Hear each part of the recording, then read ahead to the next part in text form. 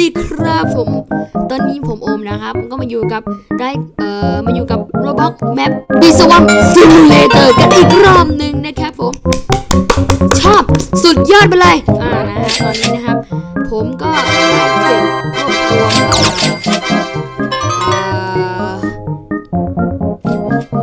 ฮันนี่เป็นที่เรียบร้อยนะครับเลยมีค่าประมาณว่าฮันนี่นะมีประมาณ2 ล้านกว่าแล้วนะครับซึ่งวันนี้นะครับเดี๋ยวพวกเรานะฮะก็จะมาซื้อเครื่องมือทำอาหารกินชิ้นอเนกประสงค์ที่เราจะควรซื้อมาเป็นชาติเศษแล้วนะครับซึ่งตอนนี้นะฮะเราก็จะเตรียมตัวเตรียมใจกันไปซื้อเลยนะครับแหมมันสวยงามมันช่างสวยงามอะไรอย่างนี้นะครับไปซื้อกันเลยครับเราต้องสลิงช็อตไปนะครับสลิงช็อตไปนะฮะแล้วก็จะซื้อก็จะซื้อเครื่องมือทำอาหารกินแบบเท่สุดเท่นะครับแล้วดูเคสที่ผมได้มาสิครับดูสิครับโอ้300,000 กว่าแม่งสุดยอดเลยนะครับเราจะสลิงช็อตไปตรงนู้นนะฮะสลิงแล้วมึงสลิงมาให้กูตรงนี้เนี่ยนะกูไม่ต้องการมาตรงนี้เลยฝั่งนึงนะเป็นพายโป้ตรงนู้นนะครับที่มันจะมีตั๊กแตนตำข้าวอยู่นะครับซึ่งเราก็ต้องไปทางนั้นนะเพื่อจะไปซื้อเครื่องมือในกระสงซื้อจากในห้องนี้นะครับเป็นช็อปนะครับซื้อเข้าไปนี่มันจะมีเครื่องมือในประสงค์นะฮะที่เก็บล้าน2นะซึ่งผมจะไม่เอาอันนี้ผมจะเอาอันนี้แทนนะครับนี่ครับอันนี้นะฮะเป็นฮันนี่ดิปเปอร์นะครับคอเล็ก2โพเลนฟอร์ม49ซื้อเรานี่โอ้โหอินประมาณเกือบ1 วินาทีเลยทีเดียวนะครับโอ้โหสุดยอดว้าวคลิก2 ครั้งประมาณรอบๆตัว49เลยนะครับเราจะซื้อกันแล้วนะคะตอนนี้นะฮะเราเดี๋ยวเปิดใจแล้วนะครับซื้อแล้วนะครับโอ้โหสุดยอดไปเลยชอบมากว้าวอย่างแพงเลยนะครับแพงโคตรแพงนี่เราก็ได้อันใหม่แล้วครับโอ้โหดูโคตรสวยอันนี้กูเหลือ900,000เลยทีเดียวนะครับโอ้โหโคตรสวยชอบมากเลยนะครับโอ้โหมันจะสวยอะไรประมาณนี้เราลองไปทดสอบกันดีกว่านะครับว่ามันจะใช้ได้ดีขนาดไหนมันต้องลองนะครับเปล่ามันก็ใช้ได้เนาะอันนี้มันอะไรเนี่ย what โอ้โห20 ติเกตกูไม่ซื้อเด็ดขาดนะครับอันนี้มันต้องเก็บติเกตตอนนี้ติเกตก็มีประมาณ70นะก็สุดยอดไปแล้วนะครับตอนนี้ติเกตนะฮะมาร์ชเมลโล่บีก็มีประมาณนี้นะครับไอ้ที่มันรกมากที่สุดก็คือไอ้ทุเรียนนี่นะครับมี170แม่งโคตรรกอะไรประมาณนี้นะครับโอเคเราก็จะเด้งไปนะครับปิ้วว้ายตกนี่แหละลงอย่างสวยงามนะครับสุดยอดแล้วมันก็จะมีเควสอยู่ตรงนี้นะฮะเควสที่ผมทำเสร็จแล้วนะครับฮันนี่บีนะครับโอเคเควสทำเสร็จแล้วผมไม่ได้แรกเลยโอ้ก็ไม่รู้เรื่องเลยสักคำหนึ่งนะฮะโอเคโอ้โหยิ่งเลยกดไปเรื่อยโอเคจึ๊บ what ได้มาแค่14,000โอ้โหซันฟลาวเวอร์ซีด5 อันมันกากอะไรประมาณนี้วะแม่งโคตรกากเลยอะโอเคมาดูกันนะคะว่าถ้าผมกดคลิกทีนึงมันจะได้เท่าไหร่เจ็บโอ้เยอะอยู่นะครับเนี่ยได้เยอะนะฮะก็สุดยอดไปเลยนะครับก็สุดยอดอยู่นะครับเนี่ยโอเคเงิน900,000นี้ผมจะซื้อเครื่องมือในประสงค์อันหนึ่งนะครับได้แบบสุดยอดให้มันสุดยอดมากกว่านี้นะครับโอเคนะครับครั้งนี้เราก็ได้เครื่องมือในประสงค์ที่ผมจะสังเกตได้เรียบร้อยแล้วนะครับโอ้โหมันช่างสุดยอดแพงด้วยเงินกูเหลือ900,000 กว่ามิ่งโอเคฮะเราก็ต้องเก็บโพเลนไปเรื่อยๆนะครับเควสทำเควสโอ้เลดโพเลนไม่โอเคเราต้องไปเก็บที่เลดโพเลนนะครับตรงเลดโพเลนนะครับผมจะแนะนำนะฮะพื้นที่เลดโพเลนที่มีเยอะมากที่สุดก็คือไอ้ตรงสตรอเบอรี่ตรงนั้นนะครับเป็นเลดโพเลนที่เยอะมากนะครับโอเคเราจะไม่ยุ่งกับแมงมุมไอ้ตัวนี้มึงไปไกลๆเลยสไปเดอร์เลเวล4โอเคไม่อยู่ตรงนี้เลยนะครับนี่แล้วมาเก็บเรื่อยๆเฮ้ยไอ้เลดี้บักว่าบอขอแตกออกไปไกลๆเดี๋ยวผมว่านะครับผมอดทนนานแล้วเนี่ยเก็บฮันนี่เนี่ยเพิ่งจะมาซื้อไอ้เครื่องมือหากินเนี่ยผมไม่ซื้อพึ่งเลยนะ อดทนแบบสุดๆนะอุ้ยคราวนี้แหละฉันนึกคราวนี้แหละครับผมก็จะได้ซื้อหุ้นได้เป็นอิสระทั้งทีนะครับแล้วผมก็ต้องเก็บเงินอีกประมาณ1,250,000เพื่อจะซื้อเครื่องมือทำมากินทั้งเก็บโพเลนอีก1 อันซึ่งผมก็ต้องเก็บอีกแล้วนะครับโอ้ยชีวิตโอเคนะฮะแล้วก็เก็บแบบโอ้โหมันดูรวยนะเนี่ยว้าสุดยอดแป๊บเดียวได้10,000แล้วว้าวโอเคนะฮะเย็บนี่ผมเสียโอกาสเงินซื้อพึ่งมากเลยนะทันนี่ผมต้องเสียไปกับเครื่องมือทำอาหารกินงงๆแบบนี้นะครับซึ่งมันก็ไม่งงเงาเกินไปหรอกนะมันก็โอ้ยพูดไงดีเนี่ยผมเสียพึ่งแบบตั้งที่ถ้าผมได้พึ่งนะผมจะปลดอีเวนต์ไปได้อีกหลายอีเวนต์เลยจริงผมก็ลืมเช็คนะนี่ไงเจออีเวนต์แล้วจึ๊บผมจะซื้อแชปนี่โอ้ยมันรัวสุดยอดชอบก็ได้หมดแล้วนะครับแล้วก็เก็บไอ้นี่ไปเรื่อยๆนะครับตอนนี้ผมมี95สุดยอดยังชอบโอเคเดี๋ยวผมก็จะเก็บไอ้โพเลนบ้าๆบอๆนี่ไปเรื่อยๆนะครับเฮ้ยเก็บไปเรื่อยๆแมปตอนแรกแล้วผมรวยมากเลยมีน้ำพึ่งประมาณ2 ล้านกว่าแต่ตอนนี้เหลือ900,000ผมรู้สึกชีวิตผมตกต่ำลงมากนะฮะแต่เครื่องมือทำอาหารกินก็ได้สุดยอดเลยนะครับสุดยอดจริงๆแล้วดูหัวผมสิหัวผมโคตรเล่เลยนะครับผมได้มาจากฮันนะฮะฮันดูเหมือนจะไม่ได้ช่วยอะไรผมเลยหน้าตาน่าเกลียดขึ้นกว่าเดิมอีกดูหน้าตาน่าเกลียดมากดูคนนี้โคตรโปรอยากได้มากเลยโคตรโปรอ่ะแต่ของผมยังเพิ่งแค่นี้นะครับก็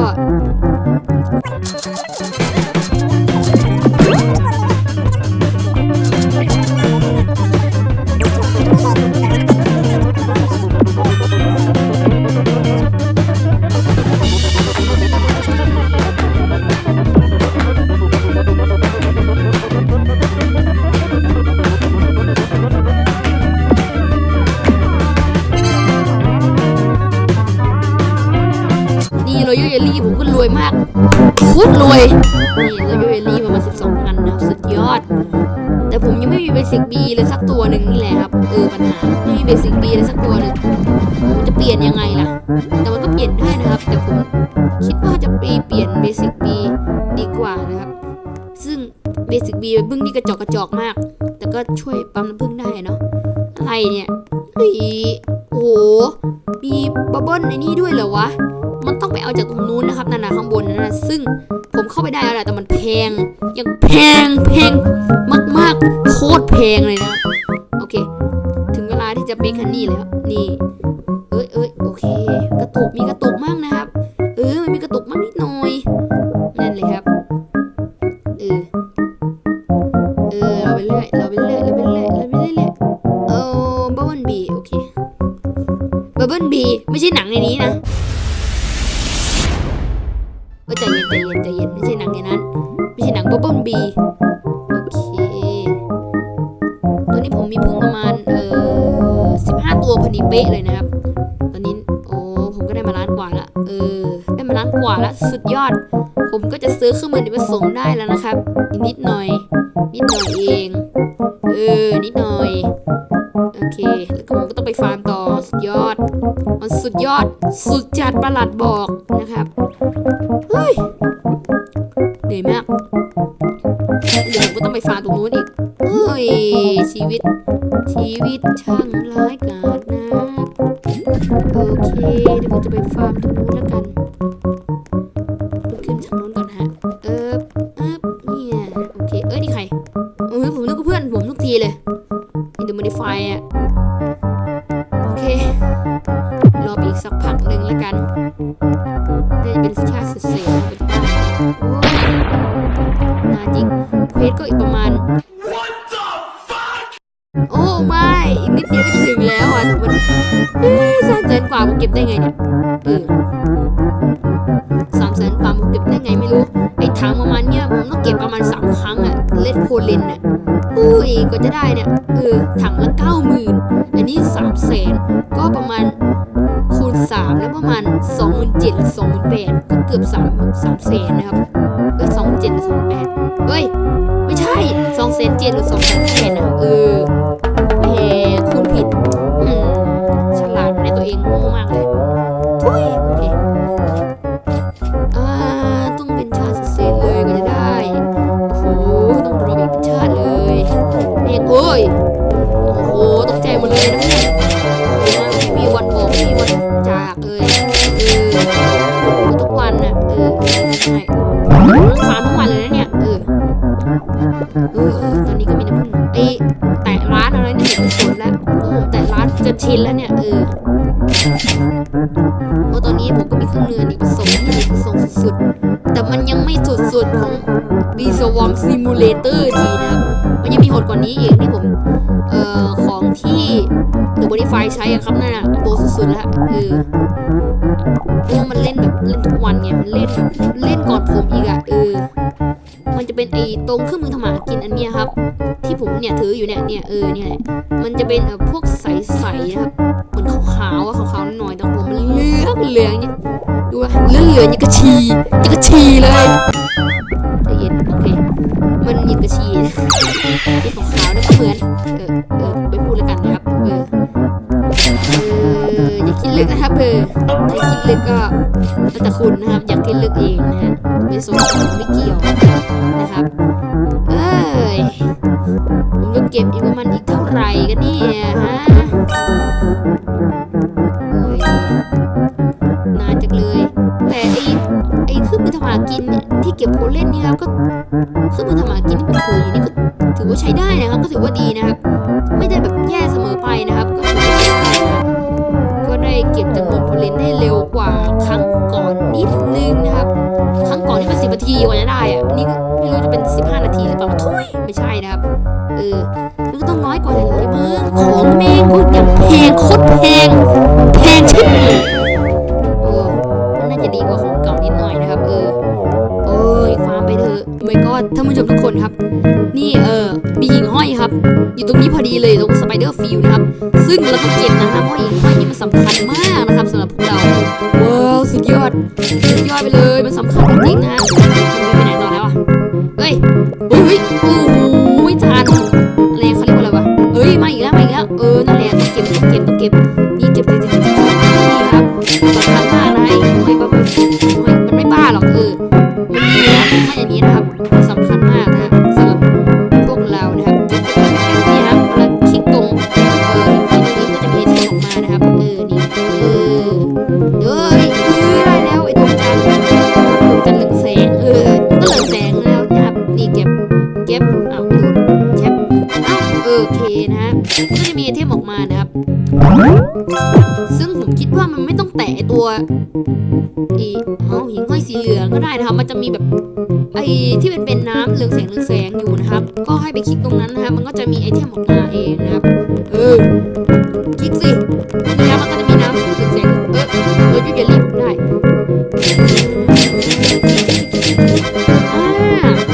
มันคิดว่ามูลเลยมันชื่อว่ามูลเลยครับไอ้ดวงจันทร์อันเนี้ยมูลอะไรวะผมอ่านไม่ทันเดี๋ยวนะคือมูลอะไรเช็คแรปมันคือมูลชามนะครับมันชื่อว่ามูลชามหรือชามดวงจันทร์ไม่ใช่แล้วครับเราเล่นนะครับมันไม่ใช่ชามดวงจันทร์ชื่อมูลชามนี่ครับมูลชามมันไปทำอะไรได้ก็ไม่รู้แต่ผมได้รู้ข่าวมาว่ามันเอาไปปลดล็อกอะไรบนนั้นบนนั้นมันเหมือนว่ามันจะมีซีเครตอยู่ข้างบนตรงนั้นนะครับเอาไปปลดล็อกอะไรได้นะรู้สึกว่าถึง100ไหมนะต้องใช้100 มูลชามหรือว่าอะไรสักอย่างอะไรมันจำไม่ได้ละผมก็พูดมั่วไปอย่างนั้นแหละครับแต่มันมีซีเครตจริงๆนะครับรู้สึกว่าตรงนั้นนะฮะมันจะมีซีเครตก็มีซีเครตนั่นแหละจะพูดอีกหลายครั้งทำไมวะโอ้โหกลางคืนสั้นกระจิตเท่าขี้มดสุดประหลาดจุดจัดประหลัดบอกจริงๆนะครับแหมพอตอนเช้าบินหนีกลับเข้ารังเลยทีเดียวโอ้โหแม่งกลางคืนก็สั้นเท่าขี้มดสุดจัดประหลาดบอกเลยจริงๆโอ้มันจะสั้นเราถึงไหนวะไอ้บนเลนตรงนี้ก็เกือบเต็มแล้วเก็บให้มันเต็มๆเลยแล้วกันนะครับจะได้ไม่เสียของนะครับผมข้ามไป หรือว่าเป็นอยู่ที่เน็ตวะรู้อยู่ดีมันขึ้นรูทเดียวเลยเมื่อกี้มันจะเต็มแล้ววิ่งไปแล้วก็เก็บไปดีกว่านะครับทึบนี่แล้วก็ลงอย่างท่าสวยแล้วก็เก็บไอ้เลดี้บักโอ้จะมาตามผมทำไมเนี่ยเราไม่ได้มีอะไรเกี่ยวข้องกันนะอย่าไปยุ่งกับเราเต็มแจ๊บเต็มแล้วนะครับแล้วเราก็จะไปทำน้ำผึ้งกันเลยโอ้โหดูคนนี้ดิครับพึ่งรู้สึกว่าเยอะกว่าผมไหมหรือว่าเท่าผมนี่แหละโคตรกากดูเลเวลสิครับเลเวลโอ้โหดูของผมเลเวล6หมดเก็บหมดทุกตัวหรือว่าหมดวะหมดทุกตัวแล้วนะครับโอ้โหคนอย่างผมนี่มันโคตรเทพจริงๆมันจะไม่เทพเท่าโปรเพื่อนผมนะคือผมไม่ได้อะไรมากขนาดนั้นนะครับนี่ตอนนี้นะผมก็เริ่มรวยขึ้นแล้วให้ถึง1,200,000เถอะถึง1,200,000จะได้ซื้อเครื่องมือทำมากินแบบสุดๆจะถึงไหมวะเนี่ยอย่าบอกนะไม่ถึงก็ตายแน่เลยต้องไปเก็บอีกรอบนึงเฮ้ยถึงไหมวะเนี่ยวิเชียสบีเกินแล้วครับตายแน่คนนั้นวิเชียสบีเกินเซิร์ฟนี่ดูเหมือนจะมีโปรไหมเนี่ยเซิร์ฟนี้มีโปรแฮะคือเซิร์ฟก่อนที่ผมเล่นนะมันไม่มีโปรเลยเว้ยมันมีแต่คนกากๆเราผมตั้งเยอะแล้วผมก็ต้องไปนั่งตีแล้วเขาก็เขียนคำว่า help me มันจะ help me ถึงไหนโอ้โหผมยังไม่เก่งเท่าไหร่เนี่ยผมช่วยละเขาคิดว่าผมเก่งไงก็ดีแล้วนะครับว่าเขาคิดผมเก่งนะสุดใช่แล้วเชดบีอยู่ไหนเนี่ยผมหาไม่เจอเลยเนี่ยอยู่ไหนวะเชดบีอยู่ไหนวะเนี่ยโหลเฮ้ยเมื่อกี้มาขึ้นเขาว่าไปเชดบีแล้วไปเชดบีอยู่ไหนช่างมันเถอะครับอยู่ข้างบนหรือเปล่ามั่นใจนะว่าอยู่ข้างบนไม่รู้ครับผมไม่สนผมสนแต่เครื่องมือเด็กประสงค์มึงอย่างเดียวเก็บเลดี้บักจะเกิดอีกประมาณ2 นาที33 วิ31แล้วใน30แล้วนะครับเก็บมาเรื่อยๆเก็บทิปเรียบร้อยนะคือมันมีประสงค์ของเราอยู่ใกล้เคียงกันเลยนะครับตอนนี้ผมมีเงินประมาณ1,722,427เ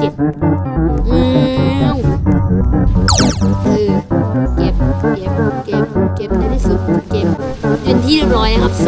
300,000ตบมือเต็มแล้วอย่างนานเราก็ไปแลกเควสกันได้เลยว่าจะเป็นน้ำผึ้งที่สุดนี่ไหนวะยักษ์เบย์เป็นมีสีดำหน้าโง่นั้นนะครับเราก็จะไปตรงมีสีดำเลยนะครับนี่ใครเนี่ยบินไปว้าวโอเคนะจะไปส่งเควสที่มีสีดำก่อนแล้วกันนะครับขอแห้งหมดแล้วเคสส่งเควสแล้วนะครับโอเค nice job 200,000เยี่ยมสุดยอดโอเคบวกกับเดี๋ยวลองขอเควสอีกทีนะครับตอนนี้มันจะได้เควสประมาณไหนอะเนาะดูนะครับเควสโอ้ god 315,000โอ้ตายเลยโอ้ไม่กอดสุดยอดไม่สุดจัดประหลาดบอกไม่บอกแล้วโอ้โหแตกหนึ่งต้องเก็บเป็นชาติเลยไม่เป็นไรเดี๋ยวผมจะมีถังเก็บโพลเลนแบบอเนกประสงค์สุดๆแล้วนะครับคราวนี้นะครับก็จะแบบลาบปากแล้วแถมไม่ใช่นะทำกินแพชโอ้ไม่โอ้โหมันอยู่ตรงนู้นเลยครับไอ้15 ตัวตรงนั้นนะครับโอ้แตกหนึ่งไม่นะโอเคครับในที่สุดเครื่องถังเก็บโพลเลนอเนกประสงค์ของเรามันก็จะเป็นของเราแล้วเดี๋ยวเราก็จะไปซื้อกันเลยนะครับนะไปเลยรีบวิ่งไปโดยด่วนนะครับตอนนี้ผมก็ได้แบบสุดยอด1,400,000เดี๋ยวเงินกูจะหมดไปในพริบตาไปเลยสลิงช็อตไปได้ไหมครั้งนั้นผมสลิงช็อตไปเฮ้ยเดี๋ยวต้นไม้ต้นกล้าอมฤตโอ้เดี๋ยวผมมานะเดี๋ยวผมมาเลยเดี๋ยวผมมานะ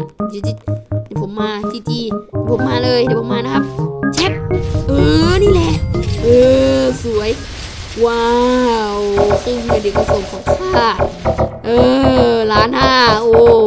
เอาละครับประมาณบวก250,000 capacity 100% conversion rate 5% estate conversion อ้สุดยอดมันน่าจะสุดยอดมากๆเลยโอเคลองซื้อนะครับยอดมากยอดเงินกูหมดตูดเลยเหลือ190,000โอ้ไม่โอเคว้าวโอ้คู่กับไอ้นี่แบบสวยงามสุดโอ้แต่เสียอย่างไอ้หัวบ้าๆนี่มันทำให้แบบน่าเกลียดมากโอ้ยสุดยอดโอ้โหสุดยอดจริงๆโอเคนะครับก็สำหรับวันนี้นะครับก็ขอพอแค่นี้ก่อนนะครับถ้าใครชอบคลิปนี้ก็อย่าลืมกดไลค์กดแชร์กด subscribe ด้วยนะครับสำหรับวันนี้ก็พอแค่นี้ก่อนนะครับสวัสดีครับบ๊ายบายบ๊ายบายบินไปอย่างสวยงามนะเดี๋ยวจะลงไปอย่างสวยงามลงไปอย่างสวยงามนะครับพร้อมกับเครื่องมือเด็กประสงค์ลงไปอย่างสวยงามเจ็บนี่สวยงามมันชนกำแพงบ๊ายบายสวัสดีครับ